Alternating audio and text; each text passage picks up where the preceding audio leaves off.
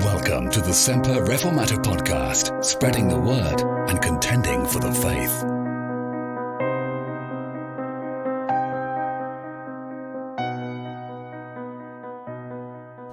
Book of Acts, please, in chapter 20. While you're looking that up, I'm glad to be with you. Wasn't here last week, I was elsewhere, and you had someone else here. And while I was elsewhere, I was speaking in a church and standing at the door at the back and saying goodbye to people, as you do. And a very nice gentleman came out, and he told me that he wanted to complain about the sermon. And I asked him what was his complaint. He says, "You kept waking me up. Would you not just keep your voice at the one level so I can sleep?" And I thought that's interesting, because we're going to read tonight about a man who fell asleep in church. Acts chapter 20 and verse 6. "And we sailed away from Philippi after the days of unleavened bread, and came unto them to Troas in 5 days, where we abode 7 days. And upon the first day of the week, when the disciples came together to break bread, Paul preached unto them, ready to depart on the morrow, and continued his speech until midnight. And there were many lights in the upper chamber where they were gathered together. And there sat in a window a certain young man named Eutychus, being fallen into a deep sleep. And as Paul was long preaching, he sunk down with sleep and fell down from the 3rd loft and was taken up dead. And Paul went down and fell on him, and embracing him, said, Trouble not yourselves, for his life is in him. When he therefore was come up again, and had broken bread and eaten, and talked a long while, even until break of day, so he departed. And they brought the young man alive, and were not a little comforted. And we went before to ship, and sailed to Assos, there intending to take in Paul. For so had he appointed, minding himself to go afoot." Amen. Now, there's nothing in the Bible by chance or by accident. This passage is there for a reason. So let me start by asking you, have you ever had a Eutychus moment? And let me describe it for you so that you'll recognize it. You're exhausted. It's been a hard week. I've had a hard week, one way or another. It's been a hard week.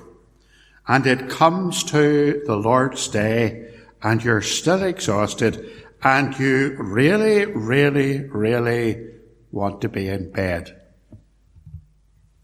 You want to lie on. But still, it's the Lord's Day. So you get up and you come to church. And you sit down. And you realize that the heat is going full blast. And the service starts, and you stand up and you sit down, and you stand up and you sit down, and then comes the big sit. 30 minutes or so, maybe more. And the preacher starts, and it's not long before you lose track of what he's saying, because he's got this awfully boring voice, and he just drones on and on and on in a monotone. And your mind wanders, and you start to feel your eyelids getting heavy. And you think to yourself, do you know, I'll just close them for a wee minute. And the next thing you hear is Colin's voice. Psalm number 71. We'll stand to sing, and you realize that you've missed most of the sermon. So this little passage is about a man just like that.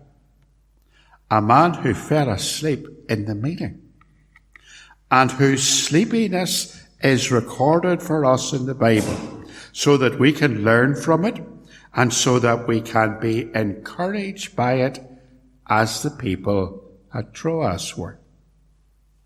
So we're going to see here a very interesting insight into early church practice and fellowship. I like church history, and I'm always trying to find out more about it. And right back in the book of Acts, we have church history beginning.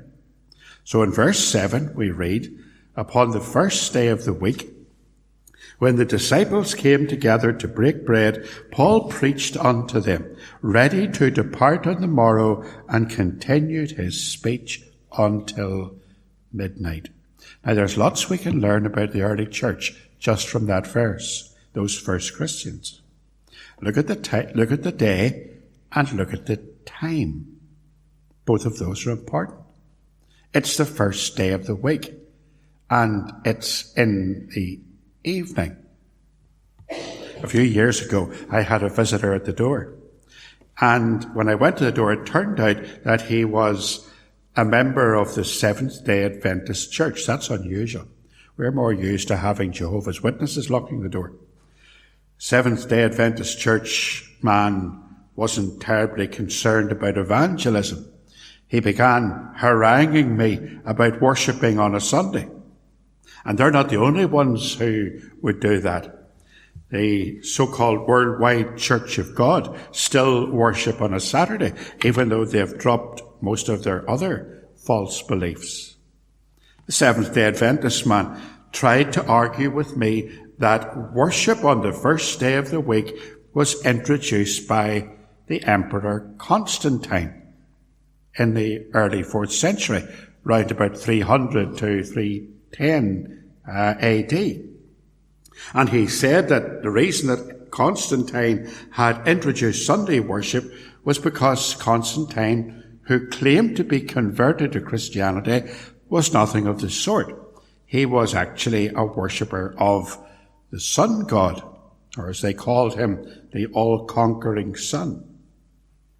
Now, I don't know whether Constantine was truly converted or not. None of us will know that. We'll not know till we get to heaven and we'll see if he's there. One thing we do know is the Seventh-day Adventist man didn't know any church history, because the first recorded instance of worship on the Lord's Day, on the first day of the week, is in the passage we read together. Whereupon the first day of the week, when the disciples came together to break bread. That's when they worshipped. And that was the normative practice of the church right from those very first days right until now. In 1 Corinthians chapter 16 and verse 2, Paul writes to the Corinthians. He says, "Upon the first day of the week, let every one of you lay by him in store, as God hath prospered him." That was the practice in the church. I've just finished working on an essay on Ignatius of Antioch, one of our favourite church history characters, the man who was going to be martyred and who wrote letters to churches. It's 7,500 words long. I'm going to try and condense it and make it into a podcast, which you might have soon. It'll be really, really boring because it's so long.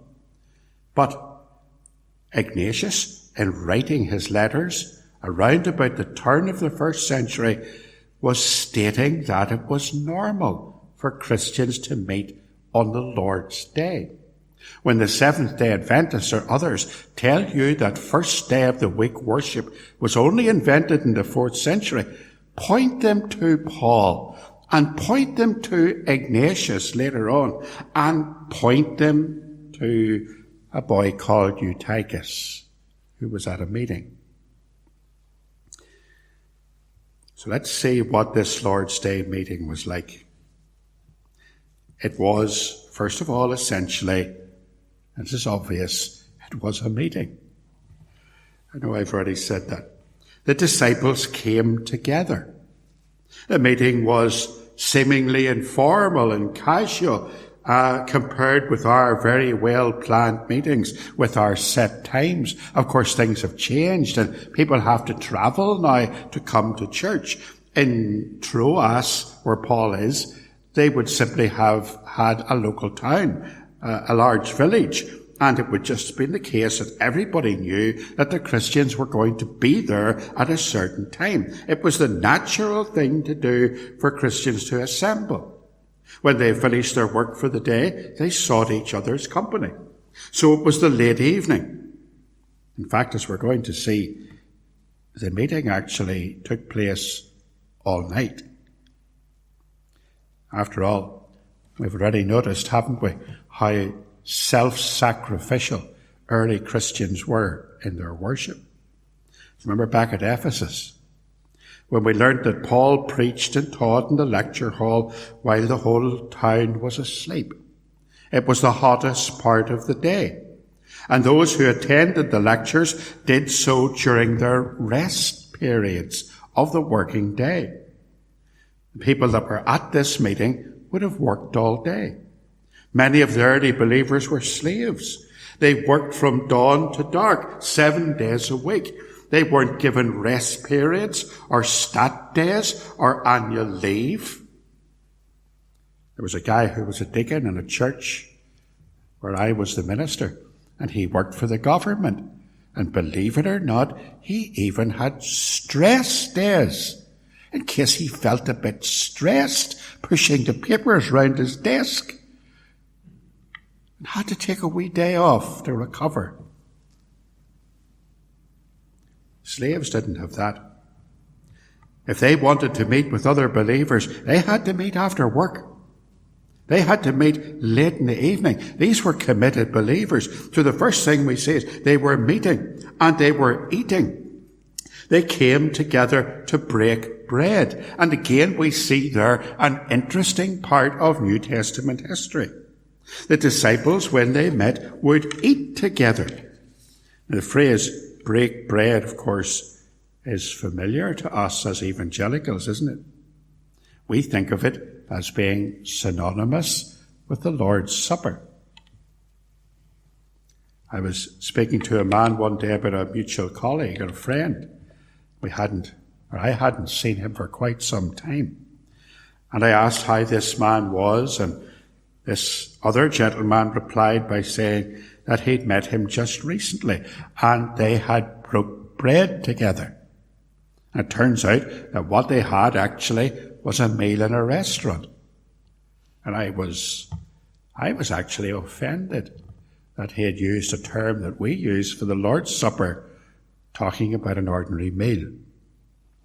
And yet, most commentators think that that's exactly what was happening here in Troas.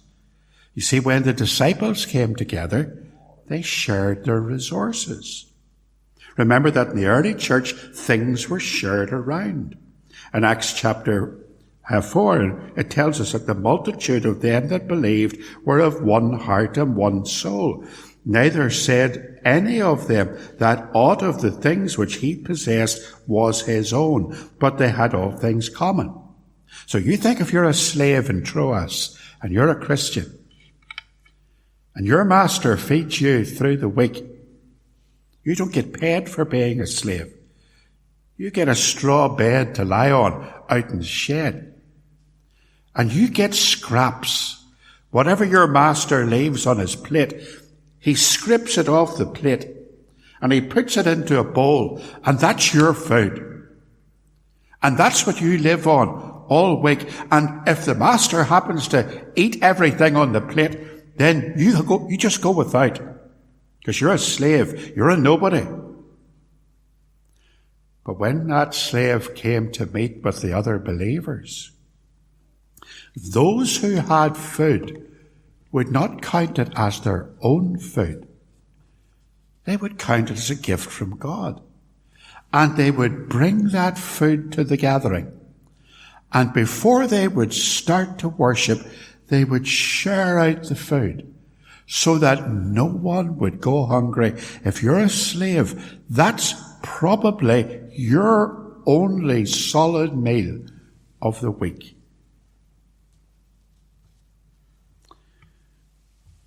And quite likely, at some stage during that meal, at some stage during that love feast, while they're at the table, they would pause, as Jesus and the disciples had done at the Last Supper. And they would have the Lord's Supper as a part of that meal. That's why Paul has to write to the Corinthians to regulate that. That's exactly what we see in 1 Corinthians chapter 11. Turn with me to it, please, just at the minute, because I think it's worth actually finding this out. In 1 Corinthians chapter 11, we read about the instructions for the Lord's Supper. Paul writes in verse 18, "For first of all, when ye come together in the church, I hear that there be divisions among you, and I partly believe it. For there must also be heresies among you, that they which are approved may be made manifest among you. When ye come together, therefore, into one place, this is not to eat the Lord's Supper. For in eating, every one taketh before another his own supper. One is hungry, and another is drunken. What? Have ye not houses to eat and to drink in? Or despise ye the church of God, and shame them that have not? What shall I say to you? Shall I praise you in this? I praise you not. For I have received of the Lord that which also I delivered unto you, that the Lord Jesus, the same night in which he was betrayed, took bread. And when he had given thanks, he brake it, and said, Take, eat, this is my body, which is broken for you. This do in remembrance of me. After the same manner also he took the cup when he had supped, saying, This cup is the New Testament in my blood. This do ye as oft as ye drink it in remembrance of me. For as often as ye eat this bread and drink this cup, ye do show the Lord's death till he come. Wherefore, whosoever shall eat this bread and drink this cup of the Lord unworthily shall be guilty of the body and blood of the Lord. But let a man examine himself, and so let him eat of that bread and drink of that cup.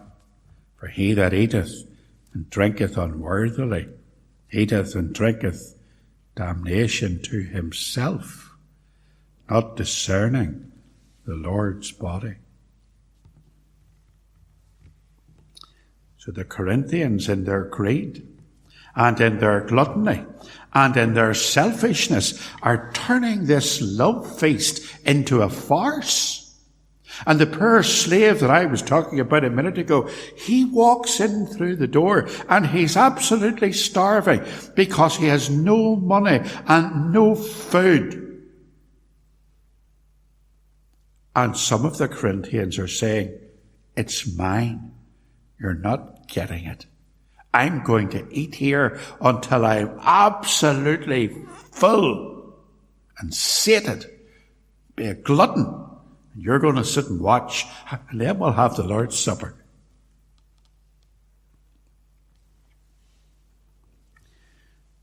So there's meeting, and there's eating, and there's teaching. That's the other important aspect of the meeting. It's teaching content. Paul spoke at the meeting. So he's leaving the next day, and he wants to spend as much time as possible teaching them Christian truth. So he begins to teach. And while we don't know what time the meeting began, we do know that it would be after dark, when the slaves were able to stop work. And we do know that Paul spoke to midnight.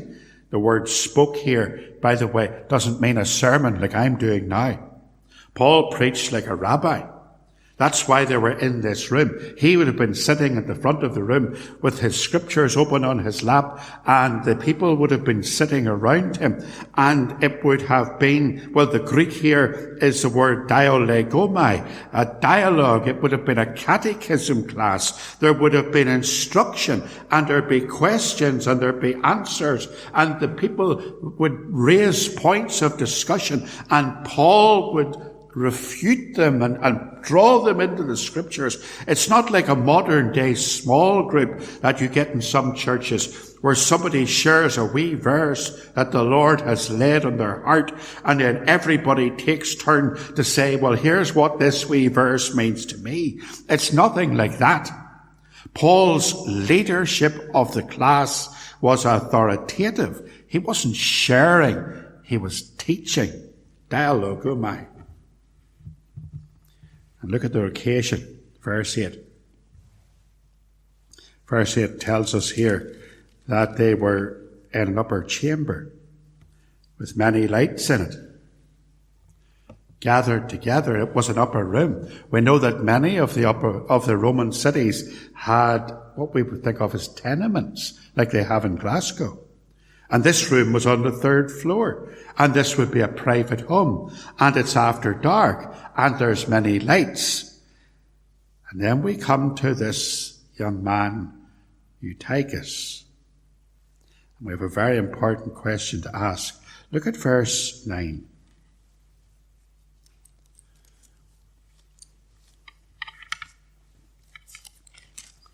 And there sat in the window a certain young man named Eutychus, being fallen into a deep sleep. And as Paul was long preaching, he sank down with sleep, and fell down from the third loft, and was taken up dead.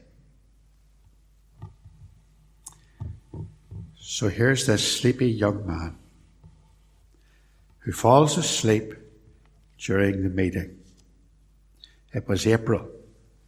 Actually, some of the commentators, I think F.F. Bruce, narrows it down to the 24th of April, AD 57, which is pretty good reckoning by my account. And the weather in Troas in April would have been humid and hot. And there'd have been smoke from the lamps, and there'd have been dim light, and there's a long effect of concentration, and there's the tiredness following a long day's work. Don't think of this young man as a small child. The Greek word here is the word neanaas, which would imply a young man in the prime of life, probably in his late teens or early 20s. So he moves over to the window, and he sits at the window, a long, narrow slit in the wall that goes right down to the floor, no glass, just wooden doors or lattice work that could be closed and opened. And he goes to get some fresh air. And even with the fresh air from the window, he falls into a deep sleep. Look at the effects of that fall. He fell down from the third loft and was taken up dead. That's quite a drop. The effect of that fall would have been fatal. Broken bones, punctured organs, head injuries. Highly unlikely anybody's going to survive. Or at least survive without life-changing injuries. And don't forget Luke's there, and he's a doctor. This is an eyewitness account. And the detail here is a result of the writer having actually witnessed the event at first hand. And Luke makes a diagnosis. This boy's dead. Life's extinct. Eutychus is clinically dead, and the people begin to mourn vocally, as is the custom in the East. And here's where things get a wee bit difficult. Was he dead? Or was he not? Look at verse 10. Because when Paul went down and fell on him and embraced him, he then said, "Trouble not yourselves, for his life is in him." Paul says he's not dead. Now this is where things get a wee bit difficult, and we have to look at it. At first, Paul's exclamation appears to contradict Luke's initial assessment. So there's two possibilities. First of all, perhaps Eutychus wasn't dead. Perhaps he's just comatose from the fall. Perhaps Dr. Luke's initial assessment has been far too quick, and when Paul put his arms round the boy, he realized, in fact, that the young man is still breathing, albeit faintly, and his heart is still beating, albeit faintly, and he's not dead. Or perhaps Luke is right, and Eutychus is really dead, and when Paul cast himself upon the boy, it was an action of resurrection, that he was bringing Eutychus back to life, that God was bringing Eutychus back to life. Now, there's biblical precedents for that. Elijah and Elisha, as you know, had similar experiences. For the sake of time, we're not going to turn to them. But in your spare time, go to 1 Kings 17 and verse 19. Or 2 Kings 4, verse 34.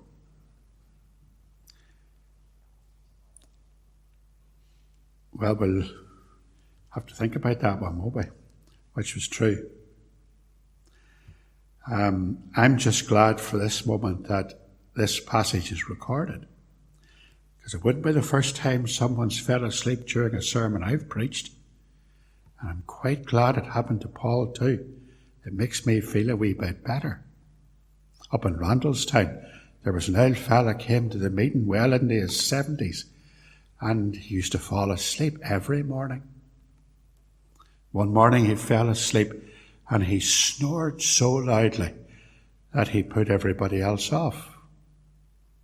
And whenever we finished the service and the closing prayer was ended, another old fella, about the same age, sitting on the other side of the church, jumped to his feet, ran across the room, grabbed a praise book, and slapped the first old fellow over the head, right in front of everybody. He says, "See you, Johnny, you've ruined a really good meeting." Don't be doing that. It's just a wee bit comforting to know that if Paul did it, I've done it too. Let's go back. Which of these theories is true? Was Eutychus dead, and when Paul fell upon him, he was brought back to life, or was Luke wrong, and he wasn't dead at all? Well, there's more to it than just simply a question of being dead or alive. Because what's going to happen next is we're going to have in the text the celebration of the Lord's Supper. Let's go back, this is really important, to verse 11. We've seen verse 9 and 10, we've seen what Luke said, we've seen what Paul said. Now, Paul says, "Trouble not yourselves, for his life is in him. When he therefore was come up again, and had broken bread and eaten, and talked a long while." Look at the structure of verse 11. They went back to the room. They ate and broke bread. They broke bread and had eaten. So, I'm now going to say, despite what I said earlier, that when they broke bread in this context, they were having communion, the Lord's Supper. After the meal, the dialogue began again. They had the Lord's Supper, they had a meal, and then the dialogue began again, and the lessons went on to daybreak, and then the slaves would have to go back to work. Their fellowship, their communion, their Christian education had continued all night at that stage. And Paul then left them. Now, One of the reasons why I had at first gone with the theory that Eutychus hadn't been dead, just knocked out, and that was my first impression. Luke was right. Luke actually was wrong, rather. I'm getting confused now. Luke was wrong. Luke had been in error in his diagnosis. When a man was raised from the dead in the New Testament, it was always for a purpose. It was always to prove and illustrate a doctrinal or theological point. When Jesus raised Lazarus from the dead, why did he do it? It wasn't just because he loved Lazarus. It was to show that the power to overcome death and experience resurrection to eternal life lay in his divine, gracious gift, didn't it? John 11, verse 23. Jesus saith unto her, Thy brother shall rise again. Martha saith unto him, I know that he shall rise again in the resurrection at the last day. Jesus said unto her, I am the resurrection and the life. He that believeth in me, though he were dead, yet shall he live. And whosoever liveth and believeth in me shall never die. Believest thou this? There's a theological point being taught to prove the point that he was the life, that he was the resurrection. He raised Lazarus from the dead. But you see, I can't read any theological point being illustrated. If Eutychus is risen from the dead, why? Why would it have happened? What was being illustrated in his resurrection? And then I found the connection. It came to me one day when I was sitting reading through this again and scratching my head and trying to understand it. And then I thought of it. I know exactly what it is. It's to prove a point about the Lord's Supper. Because what's going to happen next, after this young man has been raised from the dead? After all, Luke thought he was dead. He was. He's a doctor. Paul then went down and lay on him and embraced him, and life flooded back into him. Why? What's it proving? Well, here's what it's proving. And we read about it in 1 Corinthians chapter 11. At the Lord's table, when we gather to break bread together, we look back to the cross, don't we? We look back to the place where our salvation was purchased. But there's another aspect to it, an eschatological aspect. Not only do we look back, but if you've read that passage in 1 Corinthians carefully, you'll see that it says that we do this to show the Lord's death, what? Till he comes. Now, I'm going to ask you something. What happens on the day that the Lord comes? Do you know? The dead shall rise, shan't they? So think about it for a minute.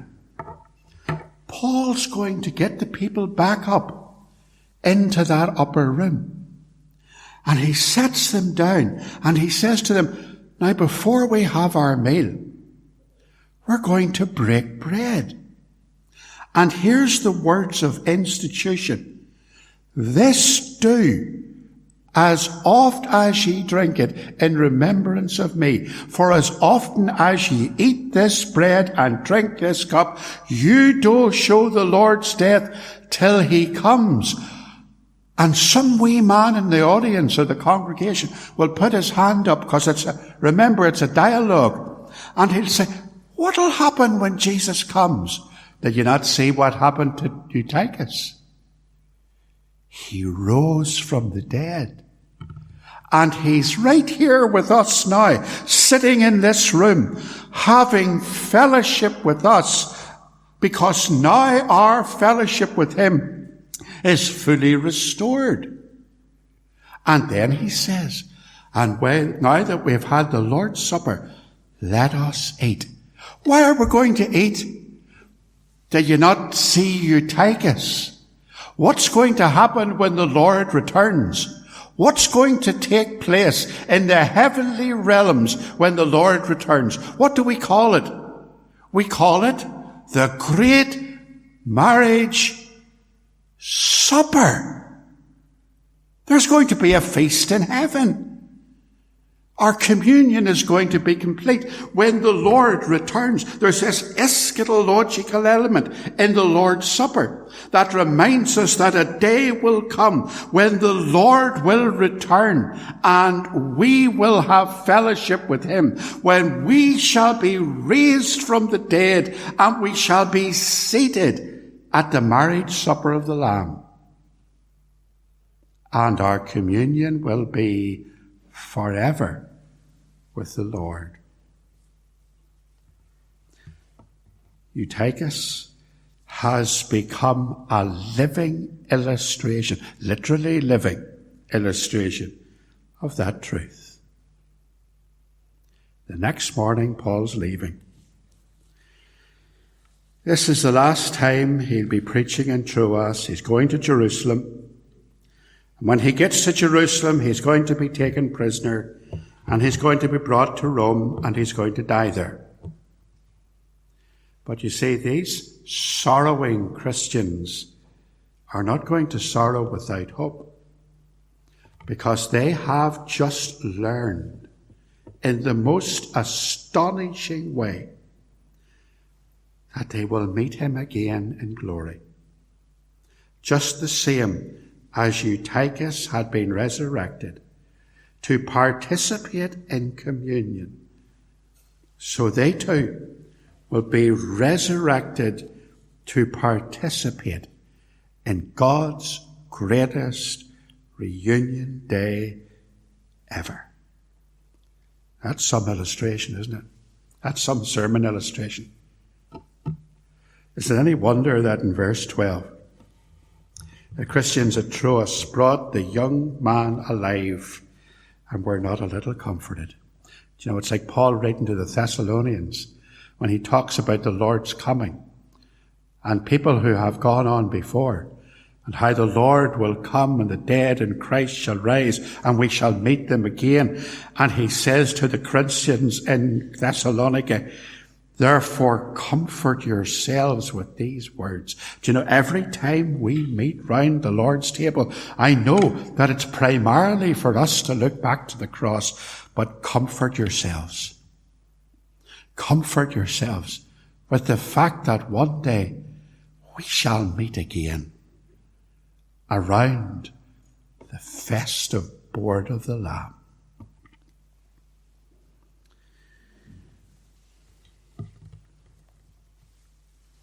Sometimes the young people, I see them on social media, and they're going off on holidays, or they're waiting for their birthday or something, or they're getting married, and they'll put on Facebook, just 4 more sleeps. Did you ever see that? Just 3 more sleeps. Just 2. Every time we have the Lord's table, just one less time till we meet the Lord face to face. So Paul's week in Troas has reached its end, and it's time to go. And his original plan had been to depart on the Monday. They were ready, verse 7, ready to depart on the morrow. But things have changed. In verse 13, we learned that he had sent the others on ahead on the ship, but that he remained in Troas for a time and then travelled overland by foot. Wonder why? Why did he change his plans and stay behind? We're not told. Just surmising, perhaps, that he stayed overnight the next day to check that Eutychus was doing all right. Because see, Christianity is not just all about doctrine. about being concerned about our brothers and sisters, checking if they're okay, praying that the Lord will be with them.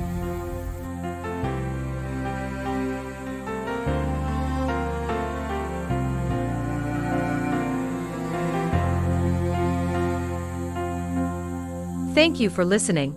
If you've enjoyed this episode of the podcast, please help to make it better known by opening the podcast app on your phone or mobile device.